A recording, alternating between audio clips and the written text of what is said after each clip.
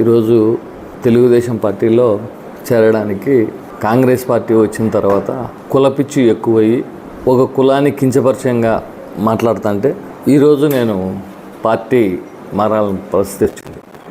దాదాపు 6,000 మందితో నేను చేరిన. స్క్రాప్ అనడానికి నేను 2019లో వాళ్ళ ఇంటికి నేను పోయినాను, నా ఇంటికి వాళ్ళు వచ్చినారా? స్క్రాప్ దగ్గరికి నువ్వేంటికి వచ్చినావు?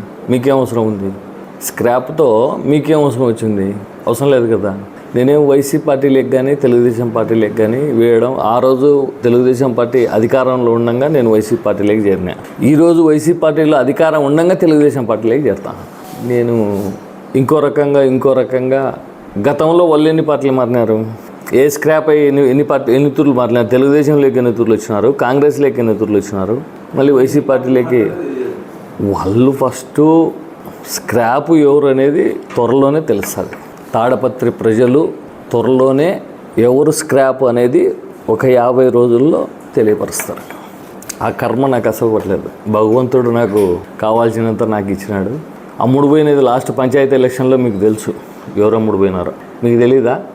ఏవేవి ఎన్నెన్ని వ్యాపారాలు ఏం జరిగినాయో ఒక 50 రోజుల తర్వాత మీకు అందరికీ లిస్టు, తాడపత్రిలో ఏం జరిగినది, ఎవరు అమ్ముడుపోయినారు, ఏడాడ ఎవరెవరు ఎంత కలెక్షన్లు చేసినారు, మొత్తం అన్నీ మీకు ప్రూఫ్లతో సహా ఇస్తా. తొందరలోనే ఇస్తా.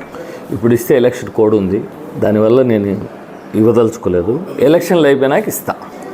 ఏం లేదు, నాది జేసీ వాళ్ళు నేను మాది ఒక సొంత ఇల్లు మాదిరి. అది మామూలుగా అన్నదమ్ములకు తల్లిదండ్రులకు పిల్లలకు అక్క చెల్లెలకు ఎట్లా మనస్కొట్టలు వచ్చినాయి, నాకు అట్లే వచ్చినాయి. మళ్ళీ ఒక 5 ఏళ్ళ 6 ఏళ్ళ తర్వాత మళ్ళీ కలుసుకున్నాం, అంతే. ప్రణాళిక ఏం లేదు. అస్మిత్ రెడ్డిని గెలుపు కోసానికి మా ఛాయశక్తులా ప్రయత్నిస్తాం, గెలిపిస్తాం. తెలుగుదేశం పార్టీ అత్యధిక మెజారిటీతో గెలుస్తుంది. డిన్నర్ అంటే పొద్దున్నే 10 గంటలకు పార్టీలో చేరాలనుకున్నా, 8 గంటలకు పల్లెల నుంచి వస్తారు. నాకు ఫస్ట్ నుంచి కూడా సాంప్రదాయం అన్నం పెట్టడంలో నేను ముందుంటా. మీకు తెలుసు, కరోనా టైంలో డైలీ 10-15 వేల మందికి 68 రోజులు పెట్టినా.